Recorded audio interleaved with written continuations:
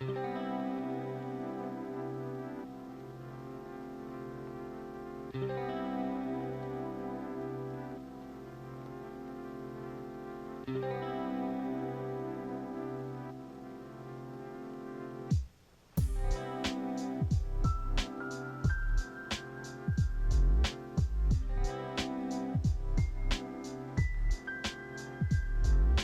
is a copy of his first newspaper. He just put out his own newspaper. He was trying to speak to the nation about poor people. He got one copy out. We've been trying to get a newspaper out for 3 years. We just, got enough equipment. These are his belongings. Shaving powder. We had been invited over to a local minister's house for a soul food dinner. You were just leaving for dinner? Just leaving for dinner. And he usually walk out a door. He's usually dressed and he usually go, because he's usually always in a hurry. But he walked out there and held over, and the fellow who's been driving us around since we've been in Memphis told him, "Doc, you better get your coat." He said, "Okay," and he stood up there a minute or two, and I guess just thing of destiny, I guess, he just was a target there for a minute or two, because he was fixing to come back and get his coat on. All of the side of his face was shot off. But it wasn't long before policemen was all around. Then I wonder whether America had really lost its last chance. This day will be the most unforgettable day of my whole life. It's a day that I still have not believed. I still not can believe somebody's crazy enough to kill Dr. King, who wouldn't hurt anybody, but loved everybody, and really gave his life to the salvation of this nation. What's up, everybody? My prayer is that you and your family are happy, learning, and building life, right? Building life, all right? Building a life. And the source of your building is God, which is the source of the universe, the source of everything. That's what God is, whether you believe or not. God allows you choice to believe. But really, if you were in your right mind, there is no belief in God's existence necessary, because your existence demonstrates God. Anyway, today I just want to kind of go over Hosea Williams, the lessons of Hosea Williams. Hosea Williams was a convert, really, of Dr. King. And some of the lessons, he gives us a lot of lessons. But, Hosea Williams, he is very important to study. Dr. King was very important to Hosea Williams, but this man had an important life for us to study as well. And the thing is, the reason why I want to look at Hosea Williams is because he highlights a couple of points that I think is still very important. Now, Hosea Williams, he's from Atlanta. He's from Savannah. He, he was basically a compadre with Martin Luther King Jr. And he had a very important role in the civil rights struggle. So I'm saying that to say this. So if you look at somebody like Hosea Williams, this man, he just went to the 7th grade, but he managed to get into college. Morris Brown, he graduated from college, he became a scientist, a chemist. He had money, he was a businessman. But when he met Dr. King made such an impact on him, he was not what we call a coon. Now, Hosea Williams, to me, he gives us a lesson. So that's the lesson that I want to get at today. This thing that's called a coon. He gives us a really good description of how these coons or sellouts or traitors, see, these people sell themselves, they sell out the aspirations of the future of their society. So these people are in positions to make decisions for society, right? So if you get in a position to make decisions for society, not just for yourself or your individual family, you get yourself in a position where society have said they trust you, they put you in a spot so you can make decisions for society. But you sell out society, children that haven't been born yet, you sell out for your own personal benefit so you can come up easy in your own life and damn your responsibility towards the society. So Hosea Williams kind of explains how that happens. And so I think that's important, because anytime you're dealing with a struggle like the black-white struggle in America, at least, and we have these struggles all over the planet. It's not just in America, but America is a key point, because I think we're on track ahead of a lot of other groups to reversing this. Because the whites accepted me as the only black professional, and they had entomologists and biologists, just a whole lot of scientists and professionals, and they accepted me. And I was the first black to be able to eat at a hotel in Savannah. The American Chemical Society met there, because we used to go to meetings down at the hotels, and when it come time to eat, they'd have a room to put blacks in, and all the white people stay out in the dining room. And I used to go to these guys' home, these white guys' homes, and party with them, dance with their wives, and drink with them. And they used to tell me, like, Hosea, black people don't have to be down. You are not down, because you studied hard and you work hard. And if other blacks were like you, they would have to be down. And I really believe that. It really got me believing I was better than the vast majority of black folks. And Savannah, Georgia had something that I've not witnessed in other cities, a true upper class black population. That we didn't go to nightclubs, it was below our dignity. We partied in our house, and we spent a lot of time in Trinidad, the areas as of such. But I started thinking, and I found out one thing. When a job was available, see, at the employment office downtown, the white employment office was on the first floor, and the black employment office on the second floor. And whenever they had vacancies, it didn't go any further than the white employment office. And so I started telling, I had one guy who had helped me out so much in area chemistry, working at Savannah State, and he went out there and he even applied. And they never would hire another black. And then I began to truly feel I was what they called under slavery a house nigger. That we have Hosea Williams here as a scientist, the first black scientist hired by the federal government south of D.C. And that really, it tore me apart. Now, all of the persons in that lab never turned against me, but many of them did turn against me. My job became from the top of the mountain to the bottom of the sea. And things became very difficult for me at that time, but I continued. And I had become very, things that happened in Savannah, and I got very involved with the NAACP, W.W. Law, who was considered one of the top NAACP people in the Southland. In W.W. Law, we had gotten to be like the civil rights twins. And I could see it, that not another black professional out here.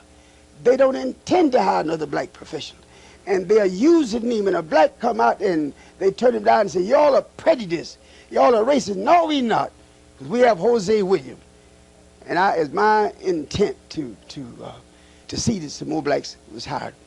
And I got very involved in the NAACP. And more it was brought to my attention, and I was aware of the professional racism that I was being subjected to. And I remember becoming very conscious of the civil rights organizations, because I really then, my interest in science began dwindling, and my interest in civil rights grew more and more. And I noticed that all of the civil rights organizations, their office was in New York, and their leaders was in New York.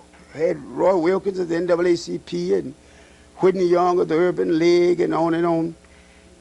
But they were in New York, and I became so vibrant, so successful as one of the NAACP leaders in the South. I was a member of the Savannah, Georgia branch, one of the most active chapters in the South, and I was a member of, I was vice president of Georgia, which is one of the most active states in the South, and I was also a member of the NAACPs and regions. But one thing I noticed, all those leaders of all those other civil rights organizations, including NAACP, lived in New York. And they'd send us memorandums through the mail telling us how to get free. Send us memorandums telling us how to fight the Ku Klux Klan. And one day I was watching television, and this is about 1955, and I saw this young man in Montgomery, Alabama, and he told the people, y'all get behind me, and I'm going to lead you and show you how to get free. And I said, my God, I got to go see this man. So I jumped in the car, and a couple of kids, I was head of the youth council in Savannah, and we drove to Montgomery, and that's where I tell everybody that Hosea Williams and that wife and those 5 children, we went to church every Sunday. Hosea Williams, that wife and his 5 children, went to Sunday school every Sunday. I went to choir practice every Wednesday night. All of us could sing for years. But I never met God till I met Martin Luther King Jr. Now, King was not my God, but the true God revealed himself to me through King. He has her crust and blue. And what won't Yankees do for the old red, white, and blue? Every race has a flag but the coon. So, but blacks used to be called coons in America by white people. They made songs about it. All of us was so-called coons.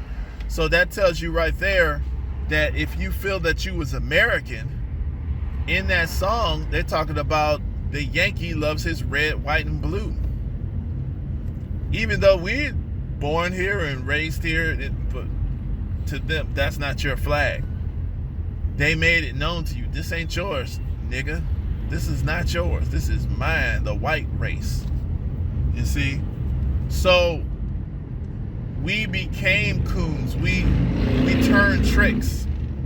We begged. We performed. We, niced up to them. We smiled when they made jokes about us.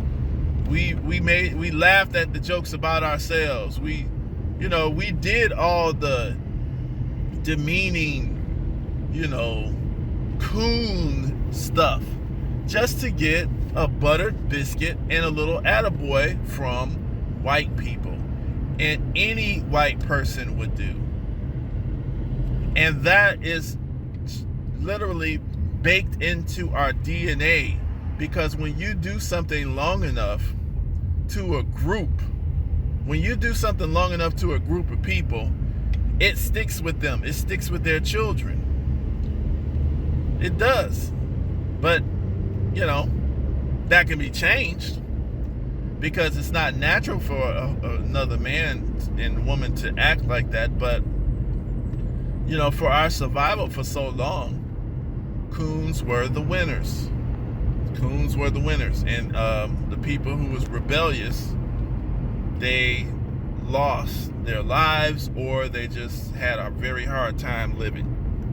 So the point is this. I look at Hosea Williams. We have to reverse. We're each generation, the civil rights generation, they did good things for their time, because even though some of the stuff that they did was mistakes, a lot of the stuff they did was mistakes, but we as a collective had to create that history to learn those mistakes. And now we got people that can teach us about, so some of us don't have to make the same damn mistakes that they made. And cooning does not help us. And the people who consider themselves are coons or traitors, or don't identify themselves as black, or who want to continue to rely on people who hate them, you got to realize, like, when we change, then the white people change the way they deal with us.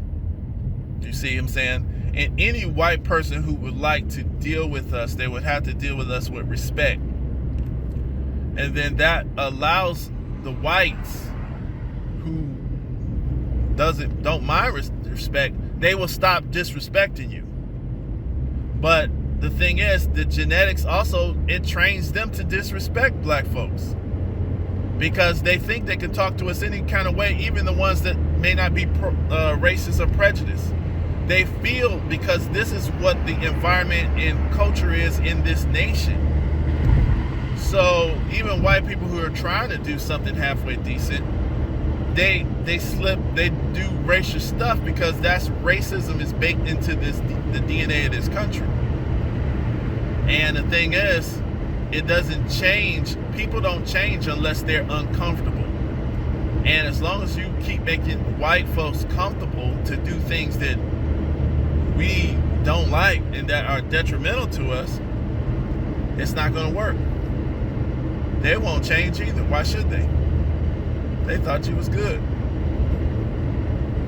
So, I mean, I just want us to kind of look through Hosea Williams. Hosea Williams, you know, I think he was a stand-up brother. He wasn't a sellout. I remember in Atlanta, you had Hosea Williams Feed the Hungry. Hosea Williams, you know, just going through some of his history, he was not a sellout. Dr. King wasn't a sellout. Dr. King believed the integration thing, he believed in that. It was wrong. But see, Dr. King was the first one to push this integration crap. But those people didn't know, you know, W.E.B. Du Bois, all of those guys in New York, you know, all that integration crowd. I forgot the name. He was a union. He was working in the union. He did the first march on Washington in 1940s. I forgot his name. But the bottom line is, black folks thought that we could integrate with white people. And then we really believed that. See, so there had to be entire generations to make that happen, because we thought that that was going to save us. We thought that that was going to be the answer. So we had to go through the civil rights generation, and we had to see it as a failure, the integration thing. Because white people, if we could integrate with white people, we would have never had slavery. It wouldn't have existed, because white people, if we had the same type of nature, and when I'm saying nature is the type of lineage that white people come out of, it's a totally different environment and lineage. Genetically, they're baked up in a totally different way. Whites have a predator inclination. They are predators. It doesn't, I'm not saying they're evil. Eagle is a predator. That's what eagles are. And I don't know, a dove is not a predator. So there's a certain job for doves and there's a certain job for eagles. Right? Now, the thing is, eagles die too, because if the doves or the swifts or whoever can get away from the eagle, then the eagle doesn't eat. So the thing is, this is nature. Black people overall over the planet Earth, we don't have the kind of predator nature that whites have. We don't have that kind of nature. Now, we can fight, we can do predator stuff, we can behave as predators, but it is not something that, if left upon our own devices, that we would esteem in our society. We would not esteem predator behavior in our societies. And that's proven through history. We don't esteem predator behaviors when we're left upon ourselves. So that's all I really got to say. I just wanted to, touch on that Hosea Williams. He has a great legacy. He's something good to study, and he's given us a lot of good lessons. Study on how they tried to make him become a coon. They let him be the only black person up in the office. They accepted him. They let him and his wife party at their homes and dance with them, make them feel very accepted. But they would say stuff about other black people, negative stuff. Like, see, Hosea, you're better than the other blacks. All black people could do this if they worked as hard as you. And Dr. King came back to Atlanta, and that man was hurt. I don't think he could have been more hurt. And he heard us this meeting, and he just didn't know what to say or what to do. SLC never had any money. We always was broke.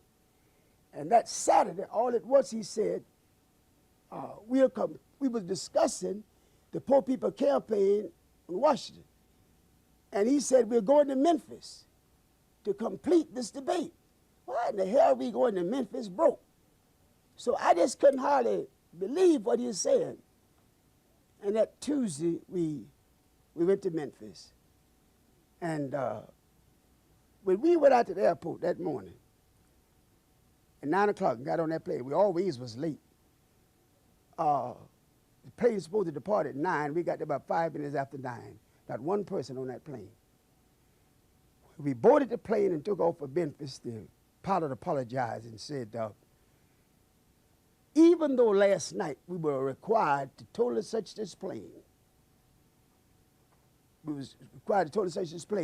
he said this morning when we came up to the gate, they wouldn't allow us to put anyone on the plane until we researched the plane. So we went on to Memphis. We were discussing the Washington movement, Poor People Campaign in Washington. And that afternoon, we were in the meeting, and someone said, Reverend Billy Kyles is outside, and he's upset. And Dr. King said, oh, my God, I forgot to tell y'all. I promised his wife, who's supposed to be a great soul food cooker, we'd have our feet on her table at 5:30. Now it's 5:45, and we sit in the meeting. Dr. King said, everybody rush, rush, rush. And get ready in a hurry. Let's go. So I ran down and got to my room. My key wouldn't open my door for some strange reason. The limousine that had been loaned to us, I opened my door. I could touch the limousine. And finally I heard the driver tell Dr. King, Dr. King, I advise you get your top coat, because even though I have the car on, it's still chilly. And the last words he said in this world, okay, Jonesy, I'll get my top coat. And I heard this thing say, bow! And I honestly thought someone had thrown a firecracker into the air. And I looked around to rebuke whoever was that stupid. And I heard something, bloop-a-loop, fell up above my head. And I looked up, and his leg was sticking through the rail. Dr. King only wore one type of sock and one type of shoe. And I knew that was him. I said, oh, my God, they got it. And then I had to run about 50 feet down and back up, and I got to him. And Ralph was holding his head, and Andy was there. And a guy from Africa who had been traveling with us as a newsman from Africa. We found out later on he was working for the CIA. No, the FBI, working for the FBI. And he had taken a lot of pictures of Dr. King. And I grabbed him in the throat and started choking him, because the bullet hit Dr. King right here. And it went round and cut his medulla oblongata. And I didn't want people to remember Dr. King with half his face shut off. So Andy ran and got a towel. And somehow or another they took one more picture after I made him empty that camera. And it shows Dr. King down with a towel on his face. But I'm going to tell you, I was an expert gunner in World War II. When I ran up on that balcony, and I looked from whence that bullet had to come, the distance of that bullet, and just could feel the wind blowing that day, I said, whomever shot that rifle was one of the best in the world. He shot one bullet. And I believe that Dr. King hadn't moved to go back and get his top coat, the bullet would have hit him between the eyes. The bullet hit him right here. But what happened, and then Ralph said, we'll go in and take him on to the hospital. Hosea, you get all the staff together. 3 of us saw it, Dr. King, after he was shot. 3 SLC executive staff members. Andy, Abernathy, and Hosea Williams. Those are the 3 that saw that body. Now listen now. So I got in the yard, and I was about to lose my cool, because I was thinking if I could take some molecules out there and make me some guns and kill me some white folks. And one man said, now be cool. You're doing the same thing you promised me you'll never do. And I started crying, and then I heard Jessie Jackson say, he told me, Jesse, take our people on to the mountaintop. And that didn't bother me, even though I know Jesse got nowhere near him. And then Jesse said, I held his head in my hand while he died. And that didn't get to me. And then Jesse said, look at my shirt. And I looked around, sure enough, and Jessie Jackson's shirt was drenched in blood.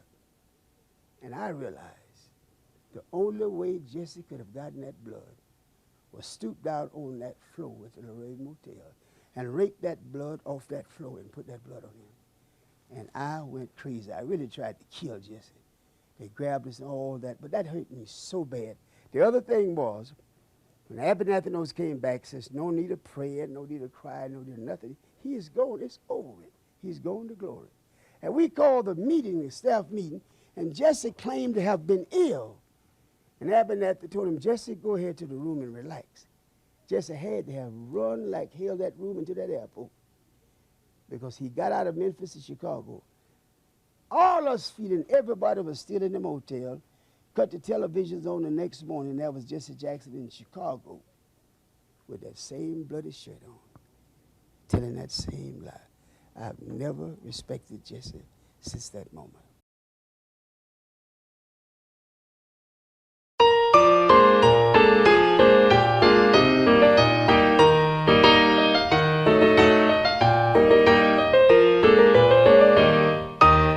The leader of the Blackville Club arose last Labor night and said when we were on parade today, I really felt so much ashamed I wished I could turn white, 'cause all the white folks marched with banners gay. Just at the stand, the German band, they waved their flag and played to Walk Dem Rhine. The Scotch Brigade, each man arrayed in new plaid dresses, marched to Old Lang Syne. Even Spaniards and Swedes, folks of all kinds and creeds, had their banner except the coon alone. Every nation can brag about some kind of a flag. Why can't we get an emblem of our own? For Ireland has her harp and shamrock, England floats her lion bolt, even China waves a dragon, Germany an eagle gold. Bonnie Scotland loves a thistle, Turkey has her crescent moon. And what won't Yankees do for the old red, white, and blue? Every race has a flag but the coon. He says now I'll suggest a flag that ought to win a prize. Just take a flannel shirt and paint it red, then draw a chicken on it with two poker dice for eyes, and have it waving razors round its head. To make it quaint, you've got to paint a possum with a pork chop in his teeth. To give it tone, a big ham bone, you sketch upon a banjo underneath. And be sure not to skip just a policy slip. Have it marked for 1144. Then them Irish and Dutch, they can't guy us so much. We should have had this emblem long before. For Ireland has her harp and shamrock,